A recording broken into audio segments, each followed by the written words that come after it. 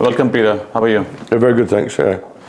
Thank you for this time, and and I've been observing what you've been doing through online videos and on your website. But it's great to be sitting here with you today. Could you briefly describe what you do, and then briefly describe your life? Yeah, so I'm founder and CEO of an organisation called West Australian Shalom Group Incorporated, better known as Shalom House. So we're Australia's largest rehabilitation service provider, 100% self-funded. Mm-hmm. We have 3 programs: a men's program, a women's program, and a women's and children's program. We assist people coming from backgrounds from domestic violence, addiction, drug addiction, alcohol addiction, anxiety, PTSD. Could be gambling or pornography. Mm-hmm. Our program, each resident stays there between 1 to 3 years. Mm-hmm. So we're a holistic program that not only focuses on breaking people from addiction, but dealing with the root causes of addiction, and 90% plus would be childhood trauma. Mm-hmm. And we've been going for about 14 years. Mm-hmm. And we're located in the Swan Valley in Perth over multiple properties. Mm-hmm. Myself, my background is 26 years in and out of prisons and institutions from the age of, say, 9 and up until 31. And then I became a Christian at the age of 31. And at that time I was selling lots of drugs and guns and silly stuff.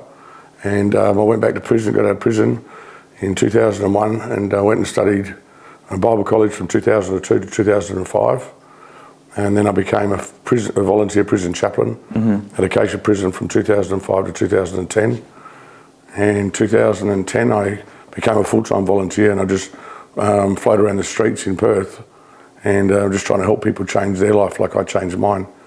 And I'd volunteer at all the different rehabilitation centres across Perth and taking various people to various rehabs. And then in 2012 I purchased a house, and I just started mentoring people or helping people. I didn't actually mean to start a rehab, but I just started to mentor them. But as I started mentoring them, I had to put rules in place, and as the rules put in place and people started to grow, the numbers started to grow. Mm-hmm. And that was in July of 2012, and today, 24 years later, I've been going for just over 14 years. Wow, very powerful. In your path, I think that the biggest transition happened when you said you became a Christian. Yeah. And then you start living a life of faith. Could you talk a bit more, what was the attraction to pick a faith? What happened, and what was the changing point in your life that you chose to follow a faith, and that's the journey? So I didn't actually choose to become a Christian.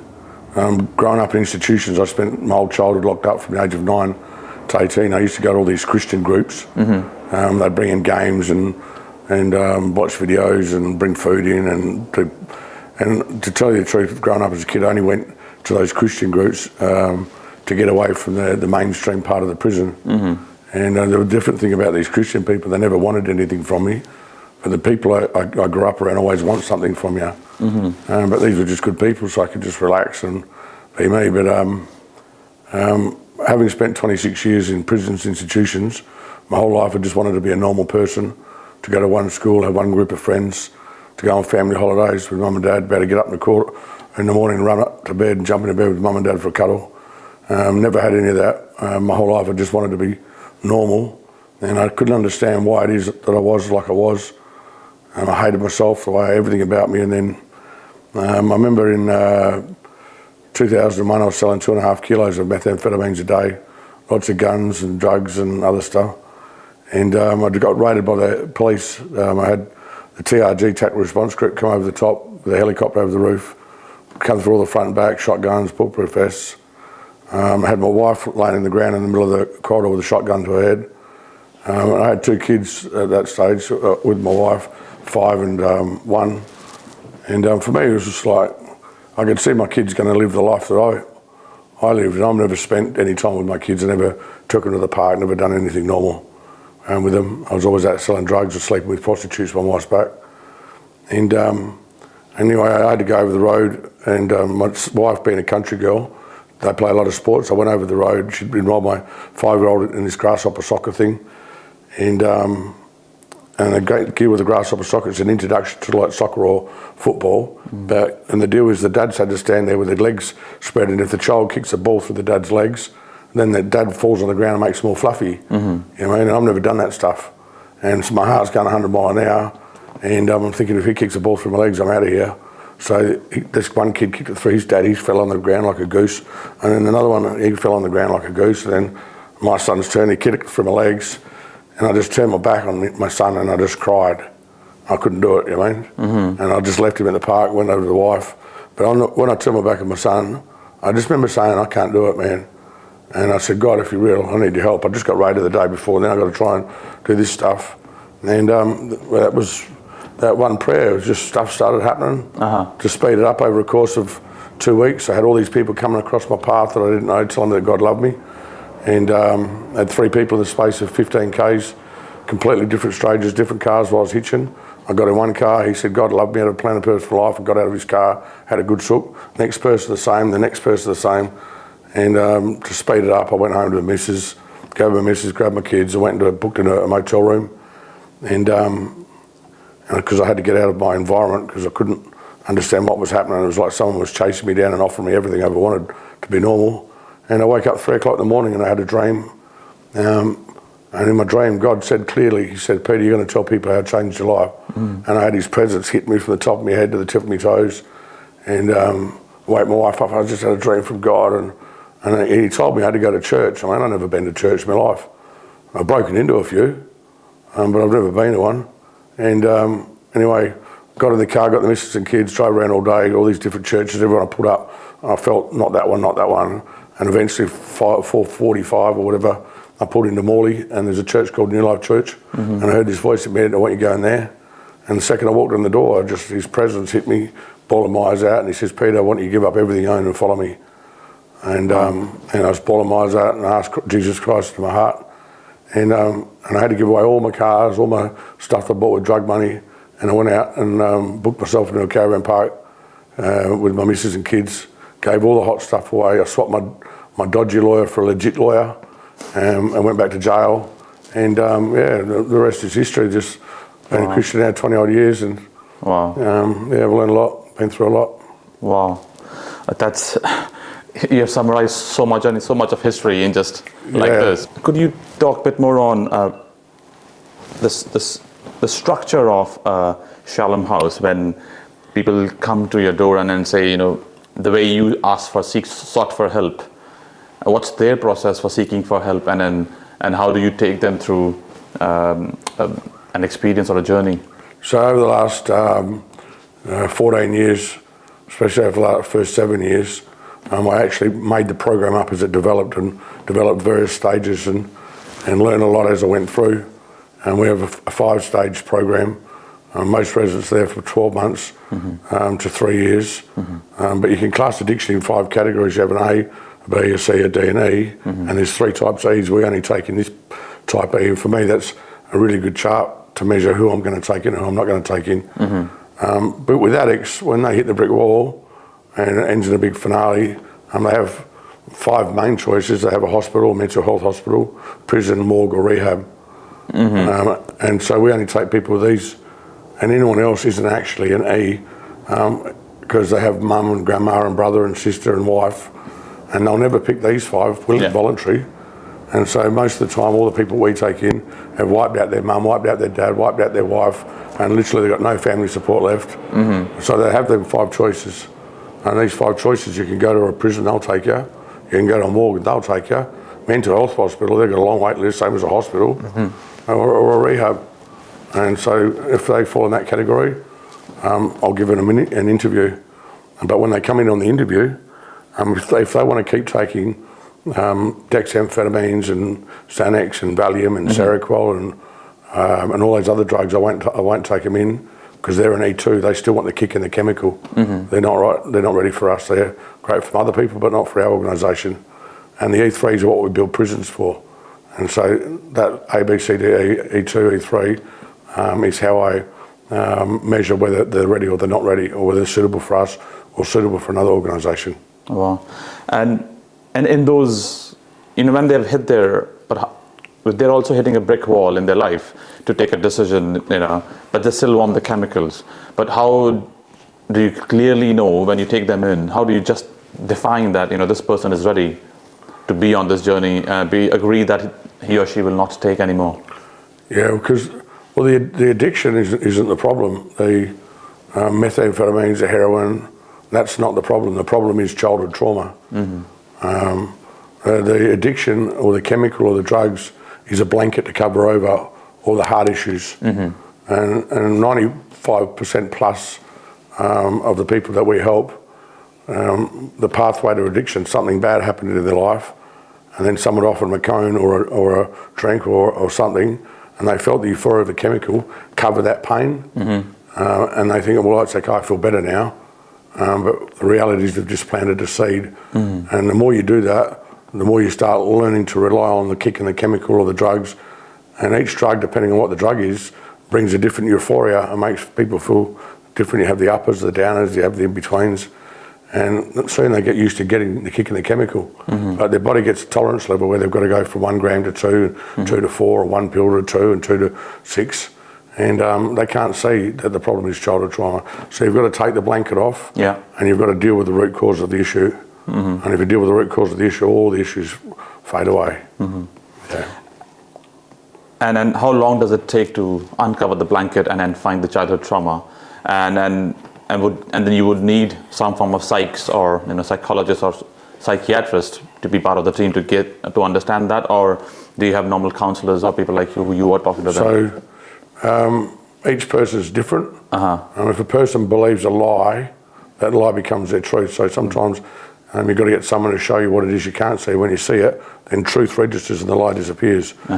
So everybody at Shalom is on the same page. So we have a psychiatrist, we have a psychologist, we have a child psychologist, we have 18 counsellors, and so it's holistic. We work together as a team, everybody on the same page in the best interest of the resident. And I mean, how long does it take? Some people 6, 12 months, some people longer. That's why the program is 12 months to 3 years. But it's not just about dealing with the root cause of the issue. When you've been caught up in addiction for long periods of time, you've got to rewire your brain. You're right. Because lying to you is normal. Blaming everybody else for why you are is normal. Your integrity has gone out, your values have gone out. And how you communicate and how you respond to everyday life decisions is just gone. And so you've got to rewire your brain and get your conscience back normal to know, hang on, what you're actually doing is not okay. But you've got to help them to see it, not have somebody else tell them that it's okay. You've got to walk through life and bit by bit all your brain gets rewired and your coping mechanisms change. For addicts, the quickest way to fix a problem is to stick a pick in your arm, smoke a pipe, or pop a pill. But when you take away that coping mechanism, you've got to learn how to handle life and its decisions and finances and all that sort of stuff. And so how do you, until you undo the blanket, until that process, it takes 12 months, how much ever long it take, but to rewire the brain, what are the basic structures you use to create a structure around that person that they might not get into the typical coping mechanism of popping a pill? The culture. So, for example, if you put a person in prison, there's lots of bad people in prison, and what you've got to do and who you've got to be in prison, you've got to project an image that people perceive to fit in with where you are, and kindness in prison is seen as a weakness. But when you live in that environment for 12 months, 2 years, 5 years, you conform to the environment that you're in. And you've got to do that to survive. But when you get out of prison, even though you're out of prison, you're still in prison. And because everybody you feel comfortable around now are doing what you don't want to do, and you've just learnt all this stuff. And so, again, it's cleaning all that up. The Shalom's program is no different to a normal mum and dad's home. And we cook, we clean, we go to work, we go activities on Saturdays, we go to church on Sundays, and it's just no different. It's just the culture. Learning how to cook, how to clean for a lot of them, they just don't do that. So when you live in that environment for the 12 months to 3 years, your thinking changes, your speech changes.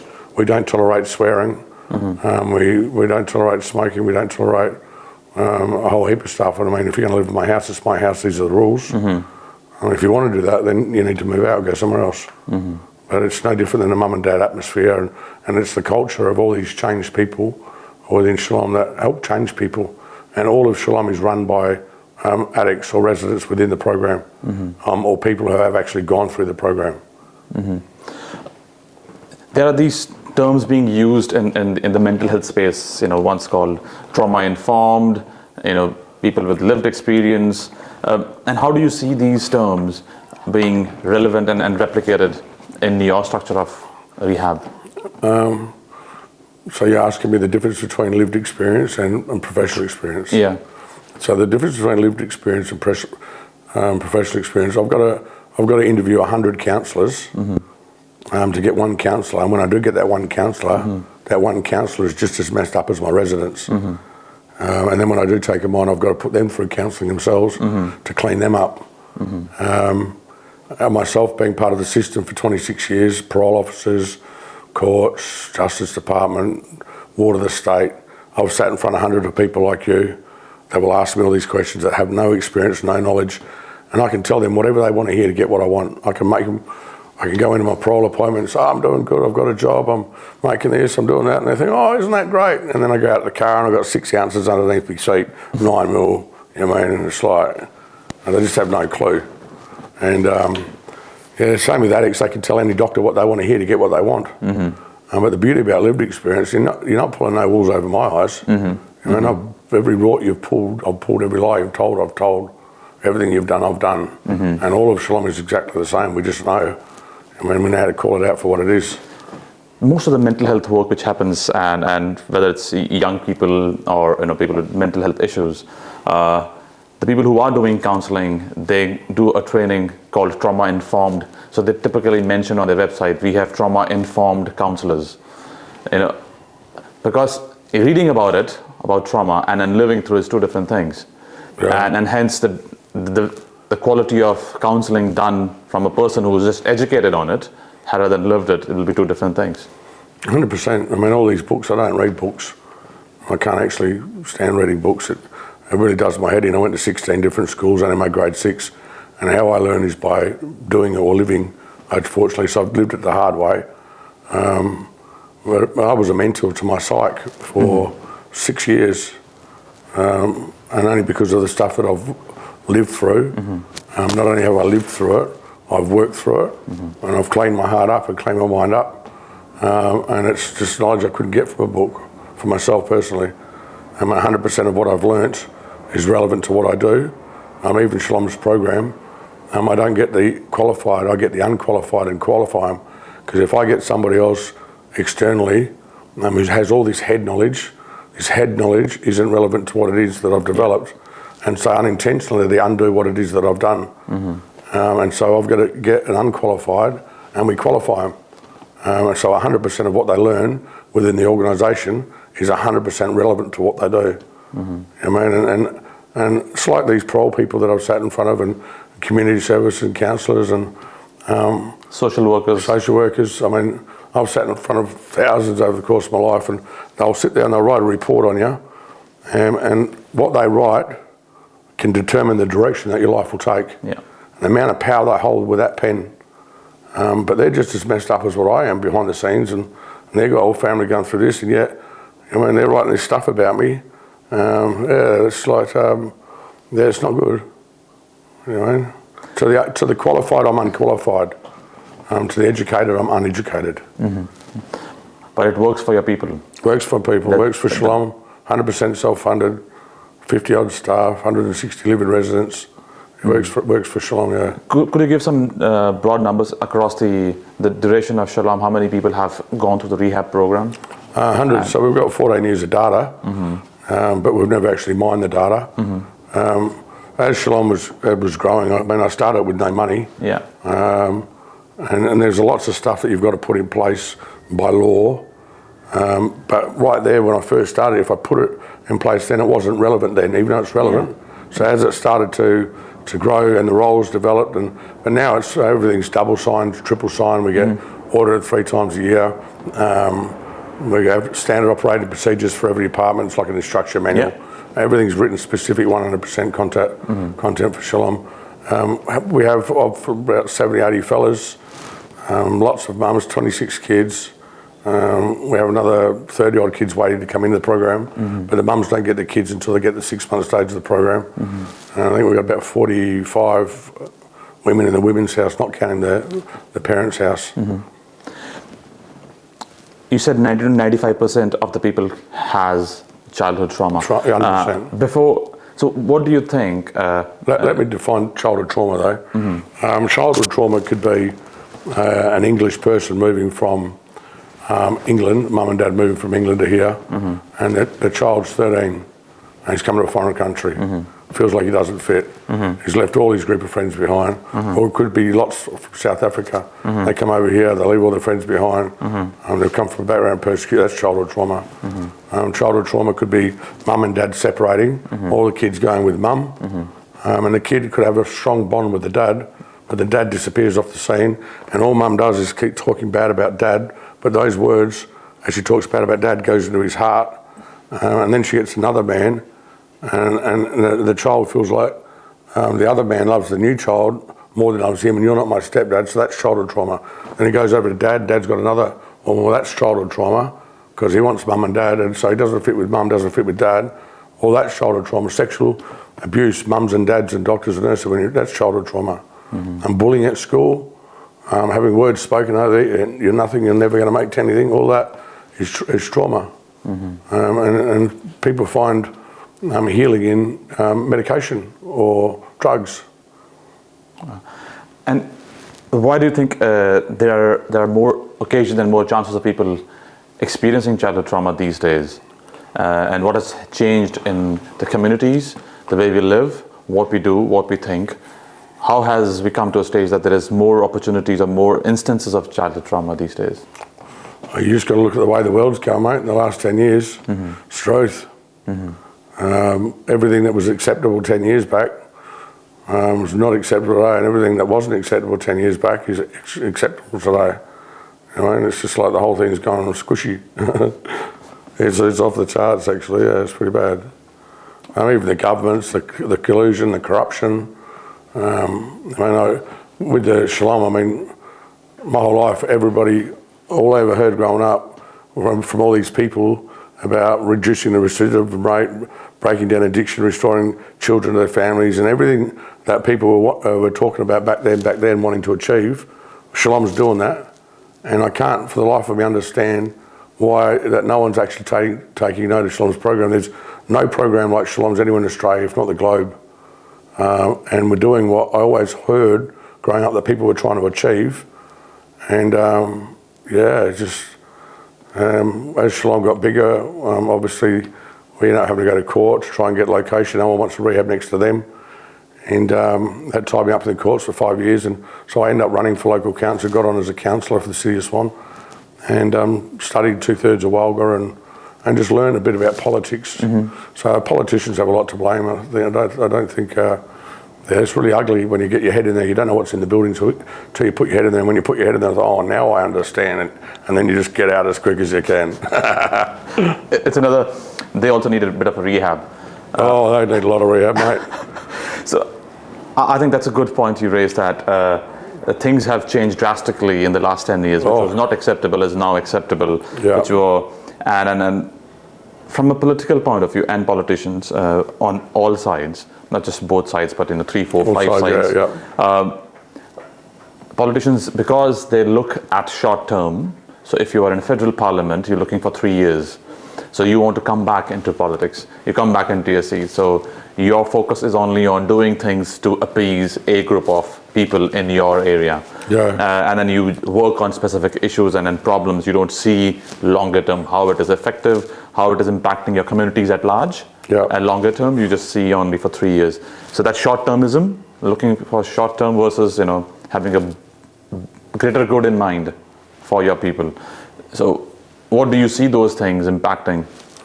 Well, I think that the older I get, the more I realise that what I thought I know or knew, that I didn't know. So the older I get, the more I actually just got to be teachable. And that's why, the older you get, the more that you thought you know you didn't know. The policies, the procedures, the rules, the regulations, the acts, the guidelines, they're written in a way that the whole of Australia's got to rely on the government It's taking parenting out of our hands. It's a whole heap of stuff. And what needs to be done to effectively rehabilitate, change people within the space that I'm working with can't be done because of all the policies, the rules, the regulations and the stuff. And I think we've written ourselves into a corner and sooner or later we're just going to implode. Yeah. The minority are loud and the majority are silent because they don't like the confrontation and they're sitting back and they're just letting all this stuff happen. And because it's not their personalities to be out vocal on it, you know what I mean? But I reckon the majority disagree with the minority, but the minority is getting their say. And people say whatever they have to get votes to get in. And yeah, do you think partly part of the things which you were talking about is also, you know, the role of parents being diminished?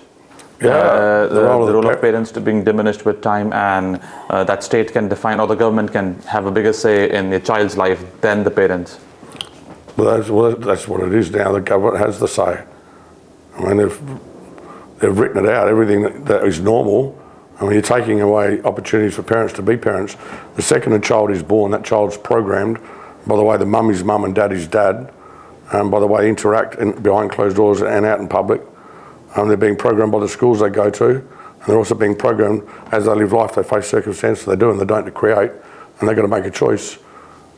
They're being programmed, and the government is taking away all the laws or the policy, the procedures and all the stuff that's been put in place are taking away a lot of the parents' responsibility, which causes the parents to look toward the government, but it's a slow integration, it's not a fast integration, and it just comes out of nowhere. And it's okay to split up with your wife.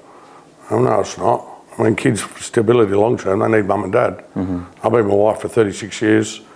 I've slept with hundreds of prostitutes, done lots of bad stuff. But I see the importance of having mum and dad. You know what I mean?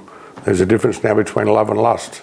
A lot of people having kids out of lust, but the children are going to be the ones that suffer the consequences. All they want is that be like normal people. There's something on the inside of us. Is mum and dad is normal. Family holidays is normal. One school is normal. One group of friends is normal. Year 7 high school ball, normal. But all that's getting broken up, but it's acceptable now where it wasn't acceptable before. And kids as young as under 1 year of age going to childcare because the government wants more workforce in the place. So accessibility of childcare is good in some circumstances, and having childcare made universal, and young kids should have mum and dad or have family exposure sent to a system in which you have many kids and you are moved like a herd. You behave run like a childcare center is run like just the way you run. Yeah, well, if you take yourself back to when all that was introduced, there was a lot of kick up about trying to get women into the workforce and not staying home with their mum. But again, that was a minority. But then slowly, as we start to accept it, it becomes the majority, and now it just becomes a right. But who pays for the day? It's just one big Molotov mixture of mayhem. You know what I mean? Who's going to suffer? The children are going to suffer. Not only the children are going to suffer, their parents are going to suffer. They're not going to develop the skills to effectively bring their children up. They're missing out a lot of a quality time. And we only get a small window from the day the child's born until the day that child moves out of home. And when it moves out of home, I mean, that child's going to live life. But they're beautiful memories you can create. Yeah. You know what I mean? And just to be there for your child through every season and to wipe the nappies. But again, the stuff that I say, there's going to be a lot of people that it's like, and so most people just don't say it. We just sit back and accept it and say, yeah, here we go again. We just let it roll. Wow. And do you think there'll be more instances of childhood trauma coming up? 100%. In the next decade or so, when these young people are growing up, and they will have more abuse on drugs and alcohol, depression, anxiety, you know, anger, unforgiveness, bitterness, resentment. Your heart's your hard drive. Out of the heart flow the issues of life, or out of the heart flow the consequence of life. So a man or a woman or a child, so they think in their heart, and they are what they think. And if a person believes that they're useless and no good, well, that's a lie, but that lie becomes their truth. They believe that they're right, in actual fact that they're wrong. Now, if you have a look at all the instances of families separating and prescription and depression and mental health, I mean, when mental health started 20 years back, it wasn't mental health, it was like sleep. Now everybody has mental health. Look when dexamphetamines come out. Well, he can't focus. Now everybody's on dexamphetamines. Look at cannabis. Now everyone's on cannabis. I just come back from America and mate, they've got cannabis shops on the side of the road. And everywhere you go in America, they're smoking pot. But the pot they smell, I used to smoke that stuff, and that's good pot. That's like hydros. That's got a lot of chemicals in there. And a lot of that chemicals, people's brains can't handle those sorts of chemicals. And that's where the schizophrenia, the bipolar, and all this other stuff is coming from, and yet we've accepted it. I mean, but the ones who think it's okay because when they get stoned, they'll fight for it. The ones who haven't got no clue, they just don't want to get involved. And it's just, society's going out the window. It's going to implode on itself one day, I reckon. Wow. And why do you think, if your rehab format is working, why do you think it has not been observed and understood?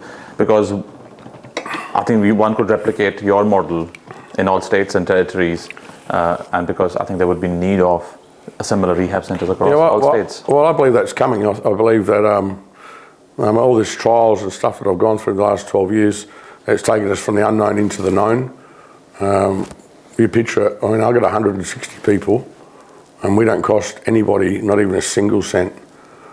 People say, what's your success rate? Well, if we can change one person at zero cost to anybody, what is it? It's 100%. But what defines success? Is it getting them free from drugs and alcohol? Yeah, we do that. Is it getting them off of Centrelink after 20, 30 years? We do that. Restoring their families, giving them phones, cars. We turn them into productive members of society at no cost to anybody. There's no program like it anywhere.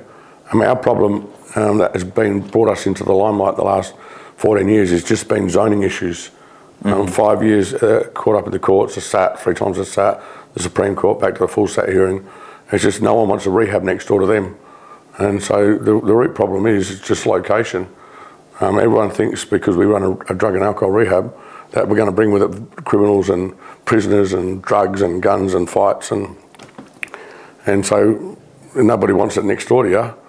We've never done nothing wrong. We've always obeyed the law. We've never had police vehicle out in the history of Shalom 14 years. We've never had ambulance. We've never had any incident at all. We're the safest rehab in Australia. And I think once we get a change of government in Western Australia, they'll take it on board. Lovely. Bit by bit, they're chipping away at it. Bit by bit. Could you give us the gender lens on addiction? Do you think men are more susceptible to mental health issues and addiction versus women? No. Or is it very equally distributed? Yeah, 50-50. It's pretty straight across the board.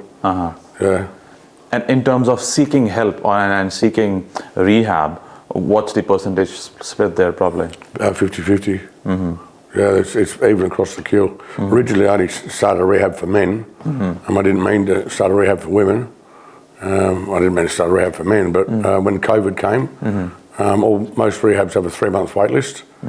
But personally, we take them in there and then on the spot. And when COVID came, I had women ringing me up asking to come in, and because there's nowhere else to take them. So we took one in, and one become 2, and 2 become 4, and now we've got 60 or 70 of them. Could you talk more on the faith side of the rehab program? Could you talk more on the structure of you're not enforcing a faith, or how does faith bring added value to the rehab program? Yeah, so I don't think it's okay for people to push religion down people's throats. It's not okay for me to push my faith down anyone's throat. If people want to see my faith, it should be shown by how I live my life, that my actions would speak louder than my words. When I first became a Christian, when you picture 26 years of prisons, institutions, molested, all this sort of stuff, and then I became a Christian, my life started to change, and I realised God was real. I wanted to tell everybody about what happened to me. And if you didn't know about God, you're going to know about God. You know, because I tell you that, it's like, but I've done more harm than good. And it wasn't until I mellowed out in my faith that I realised you just got to live your faith. Now, we have all these different rehabilitation centres, not only in Australia, up on the globe, and every organisation does it differently. And it's like shoes, not one size fits all. But if you're going to come to Shalom, this is what we're going to do. We're going to go to church. We're going to read the Bible. We're going to pray. You don't have to become a Christian. I don't care if you become a Christian, but you're going to come and live in my house under my rules. We're going to read the Bible, we're going to pray, and we're going to go to church. And if you don't want to do that, well, there's another rehab, but this is part of our program. And I don't care if you're gay, or you're lesbian, or you're LGBT, CPA, CD, BCT. There's no relationships there. Male, male, female, female, chicken, dogs, cats, frogs. There's just no relationship. Mm-hmm. And if you do have a relationship or a sexual experience with somebody else in a resident, I'll kick you out. Way under my roof, you abstain, and if you leave gay, you leave gay. On the church side of it, I often say if the Church of God was like Hungry Jack's, it'd be chockers. Because I didn't grow up with church. I mean, you've got Catholic, you've got Anglican, you've got Pentecostal, Charismatic, you've got Free Reformed, you've got Uninformed, you've got New Reformed, you've got, oh my God, how do you know which one's which? I mean, and so part of our program, we do go to church every week. We actually go to two, one on Fridays and one on Sundays. Rehabilitation without reintegration and resocialisation, it doesn't work because you've taken away their drugs, their coping mechanism. Now you've got to teach them how to reintegrate and resocialise. And so we use the churches that we go to in the voluntary community events as part of a reintegration, resocialisation tool. So an example would be on a Friday night we could go, and we'll send all the girls to a Pentecostal church. Now, if you've never been to church before, or a Pentecostal church for that matter, they go, oh, and they fall on the ground, they're all straight. You know what I mean? It's like, me, first time I say that, I'm like, mate, I'm out of here. They hold hands and they swing and they do all this. Yeah, it's not me, mate. But some of my girls, or my guys, actually, well, they like doing the old swinging around on the ground stuff. And well, we could send them another one out in Joondalup way, and it's got a big band, it's like 400 people, and they're playing guitars and they're singing, and there's like hands like this on the stage for hours. It's like a rock band, and some people really like that church. Sundays we could go to an Anglican church in Armidale, or go to a Free Reformed church in Byford, or one in Fremantle, Catholic, Anglican, Protestant, Pentecostal, Seventh-day. We go to all these different churches. Some of them like that church, some of them like that church, some of them like that church. I mean, but we use those church experiences to, again, reintegrate, resocialise. And I say it again, if the Church of God was like Hungry Jack's, it'd be chockers. And what happens with most of the residents over the course of their stay, they find one that they really feel comfortable in, and when they get to stage 3 part of the program, they go to that church, and some don't go to church at all, and that's okay. But we're going to go to church at my house, and what the Bible preaches is, well, be kind, tell the truth, don't lie, be others focused, and love your neighbour as yourself, just be the best you can be, which is completely opposite to where they've come from. So whether you become a Christian or not, the principles of Christianity are foundational, I think, in life. And from a point of view of people getting out and then reintegrating and resocializing, what's the percentage of people coming back and falling back onto the normal tracks of behavior, and they can come back to rehab with you again? So reintegration with us starts after 4 weeks being in the program. There's 5 stages to the program. When you get to stage 2, it's generally after 3 months, and you're eligible for 2 days a week paid work with an employer on the same page as Rehab. So we have a lot of employees that employ our residents, and 100% of the income they get goes to the resident. And when they get to stage 3, it goes to 3 days. But then we give them a car, keys to the car, they can come and go off the property. So they're making their own decisions. From stage 4, they go to 4 days. Stage 5, generally after a year, they stay on property for another 3 months, and they do an exit plan. And if any time during any of the stages they make a mistake, then we just bring them in, we unpack how they made a mistake, and we might have to put them back a couple of stages for a month to unpack it, and then we put them back to where they were again. So we expect people to make a mistake, but if you keep it in the dark and you hide it, well, you tell the truth. I mean, we expect people to make a mistake, but if someone tells the truth, there's no consequence to truth. I mean, truth is just truth, it's over and done with. But lies, what's in the dark, it's going to catch up to you sooner or later.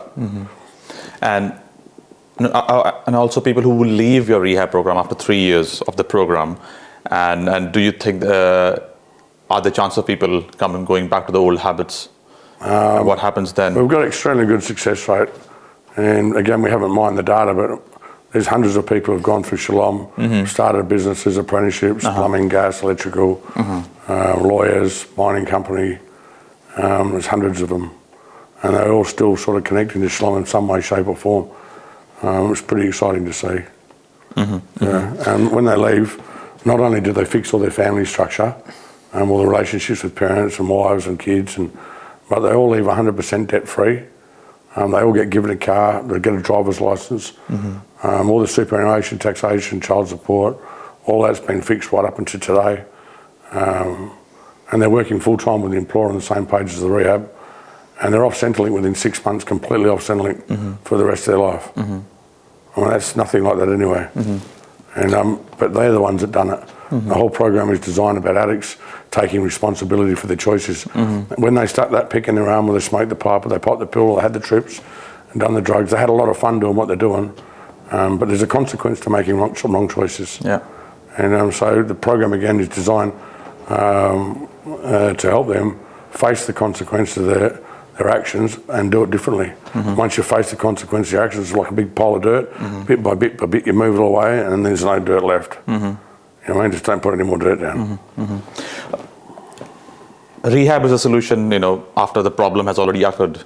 But the root cause, as you said, majority is childhood trauma. What could be done from an education point of view at a younger age for younger Australians, so that they don't fall down the track of, going through addiction and so much, and then coming to rehab? So a psychiatrist isn't a psychiatrist, but it's a psychiatrist. A psychologist isn't a psychologist, but they're a psychologist. And we could have 20 psychiatrists in the room, but out of the 20 in the room, they all don't agree on lots of stuff. And the younger ones don't know what the older ones know, and the older ones don't know the new stuff out. What needs to be done, the starting point is, which is what we do, is I'm a facilitator of other people's gifts. It's trying to find a psychiatrist that agrees with the model that you're doing, but he also not only agrees with the model that you're doing, he agrees with the psychologist and the counsellor and the mentor, and it's just getting everybody on the same page. So it's a facilitated approach. I'm a facilitator of other people's qualifications. And the government system, or the systems that we have today, people don't agree. You can be a psychiatrist and do an exceptionally good job, and then you hand it over to this person, but how this person is different, how this person does it, and so everything he done there was good gets undone here. And there's so many beautiful people working within the government system, and they all want to do it to make a difference. But all the work that they do that's positive, and they get handed over to somebody else who doesn't do it the way they do, and it gets undone.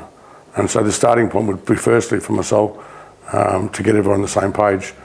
Shalom, for example, we have the psychologists, the counsellors, the mentors, the home life, the work life, and the only thing that we're missing on our circle, if we can get the Justice Department on board, if I can get the Prisons Department, Department of Corrective Services on board, if I can get the police on board, my circle's complete. Because a lot of the people that I deal with, they've got charges or crimes, or they might have a mandatory sentence, and they shouldn't be sent to jail, but because it's a mandatory sentence, we're going to send them to jail. But to complete our circle, if I had those other three, our circle would be complete. Are you helping an A? Are you helping a B? Are you helping a C and a D and E, or which type of E? And depending on who you're helping, is your circle complete?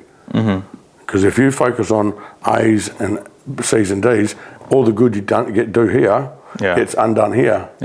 And so it's really to understand, is it the A, the B, the C, and then just get everyone on the same page. Everyone on the same page. And then it's fruitful. But if you're doing all good here and you're operating over here, well, this brings this down. Because you're focusing half here and half here. Well, this doesn't work. But again, you can't see it until you see it. But from a Justice Department point of view and NW Police point of view, that they are there to follow a structure of a legal structure. They have to follow the law and the act. And the police has to make sure it is implemented as per the framework. And then what you are doing is a bit more out of the square. Nothing. Out of the square. It is out of the square, not in that square. So how challenging would that be for you to get the group together? How challenging and how difficult would it be to get everybody on the same page? Well, two of the magistrates that came out yesterday, their job's been taken over by politics. If they feel that someone is really seriously changed, no matter how hard they try, they have no other choice but to put them in prison. So you've disempowered a judge. You know what I mean? And a lot of the decisions the judges are making, they disagree with the decisions they're making, but the law says, I've got to do this, and they've got to do it. So you've disempowered judges over the last 20 years. That's massively changed. The police, you've disempowered police over the last 20 years because the law says this, you've got to change. You know what I mean? And the corrective services, some people, I get so many calls from prison officers who are in the prison system telling me, hey, this bloke shouldn't be in here. But the corrective services job is to lock them up. The judge's job is to obey the law and sentence them. The police's job is to charge them. But you've disempowered them all. And so people can see people who shouldn't be where they are, or they should be getting the charges they're getting, but they've got to follow the book. There needs to be another body that's set up a bit higher than that. They can facilitate, their services that has the big picture, because each one's only looking through their own lens. Yeah. But when you've got 3 lenses, you get a different view. I'm looking down on hundreds of people, so I got a big view. I know everything that's happening in my organisation. Everything. And so you need somebody to facilitate all those services to get a good, effective outcome. And that's another layer of challenge to create a substructure which sits above these 3 bodies and make sure it's coordinated. And to give the empower, you have to be to change the law and the acts, and then there is a bit of a journey there. And what do you do with someone like me, right? Look at me, tattoos, bald head, singlet, I don't care what you think of me type fella.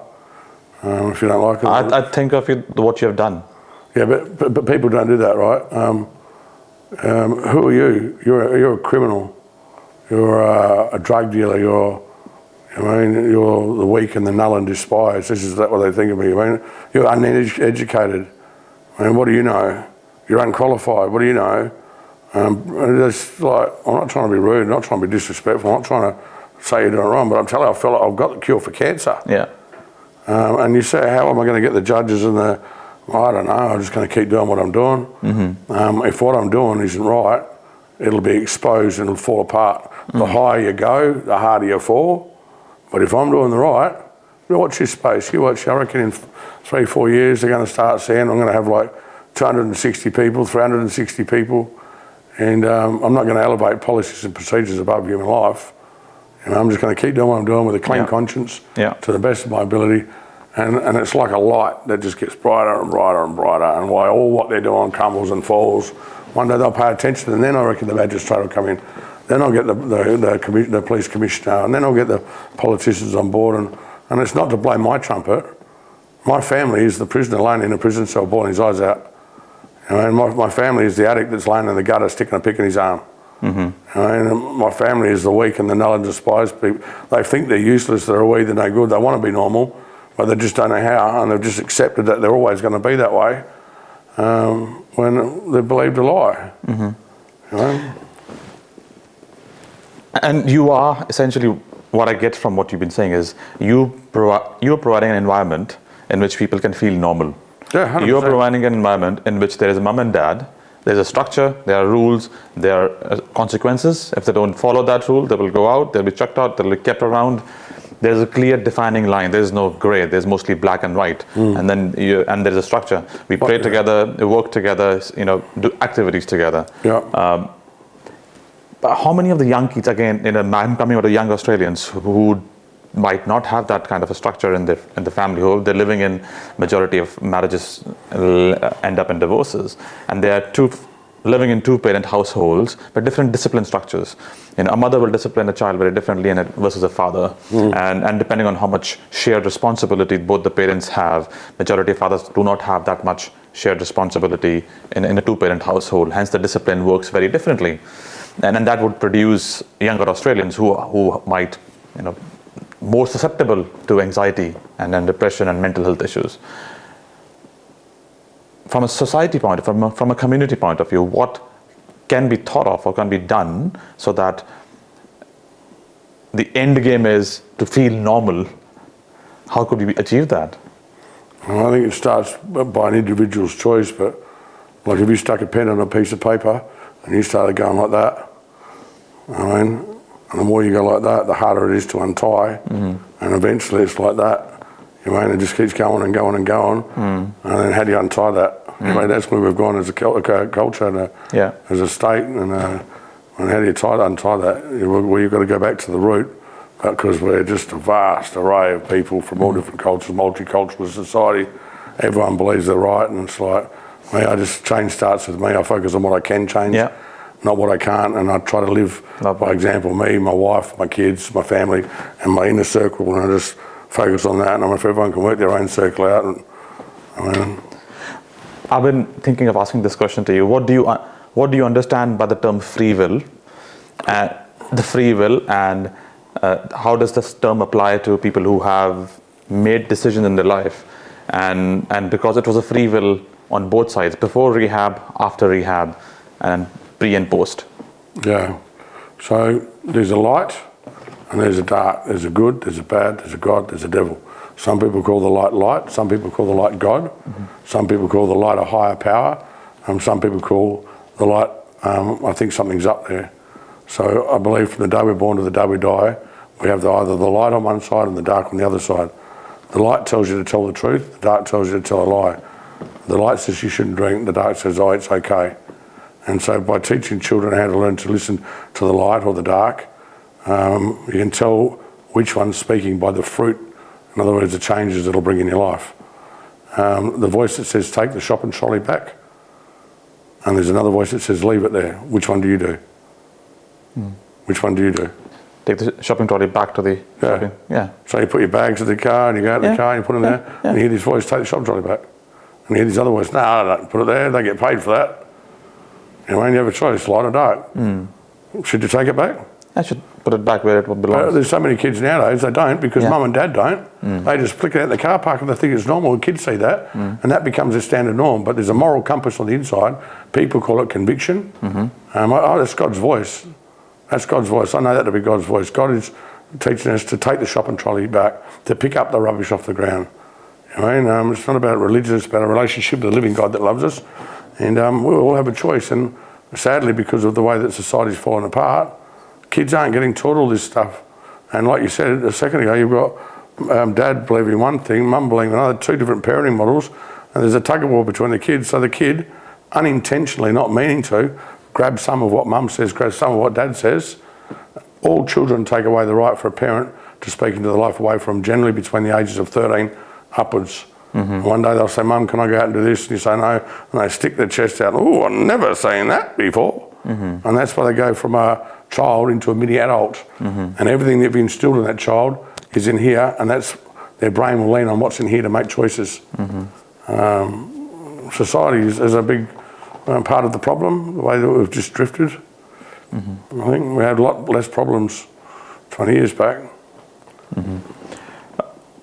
I want you to conclude by giving your broader views on broad mental health epidemic, which is the underbelly we don't talk about in terms of the ticking time bomb it is. The ticking time bomb it is, and we haven't not understood the whole size of it. Yeah, so again, they say, Peter, you're unqualified. I mean, Peter, you've got no idea, you're uneducated. It's like, yeah, I agree with all that. I've got 160 residents at Shalom, and not one of them is on any medication at all in any way, shape or form. And they were on Seroquel, lithium, Zyprexa, olanzapine. They were on Depot shots. They were on Xanax and Valiums, but there's none on anything. We're taking people from an illegal drug to a legal drug. I'm not against medications. I support medication. Medication is a bit like Centrelink. It's there for people in short-term needs of crisis, especially we're talking about mental health drugs, but not for you to rely on. But you start learning, your brain unintentionally starts learning to get the kick in the chemical, and then your body tells you, well, you're okay. And so you've got mental health issues, and you're just using a chemical, teaching yourself, say the chemical says, I'm okay, and then you take away the chemical, they start falling apart. But if you take the axe to the root cause of why they are like they are, what is it that they went through? Was it a trauma? Was it a rape? Was it a car accident? I mean, we're dishing out mental health drugs like lollies. everybody's got depression. I just think the system there is not okay. We got so many people come in. We've got people off all those drugs. We take the extra. You got to work out what a resident or what an individual needs, not what they want. And again, if we look to drug addicts know how to tell any doctor or any professional what they want to hear to get what they want. You can take me or any one of my residents to any doctor, and you tell me what you want me to come out with, and I'll come out with it. I know what to tell the doctor to get what it is that I want, but what it is that I want is not what I need. And now when you, as an addict or as a person on mental health drugs, and you want those kick and the chemical, when you're going to different doctors and you're telling them this stuff, they're writing notes on you and all of this, and even though you think you benefit now, it's going to work against you later. You know what I mean? It's just like, it's all just screwed up. Wow. Thank you. Thank you, Pete. Thanks for sharing a lot. Thank you. Yeah. So glad. Appreciate it. So glad. Thanks a lot. That's good.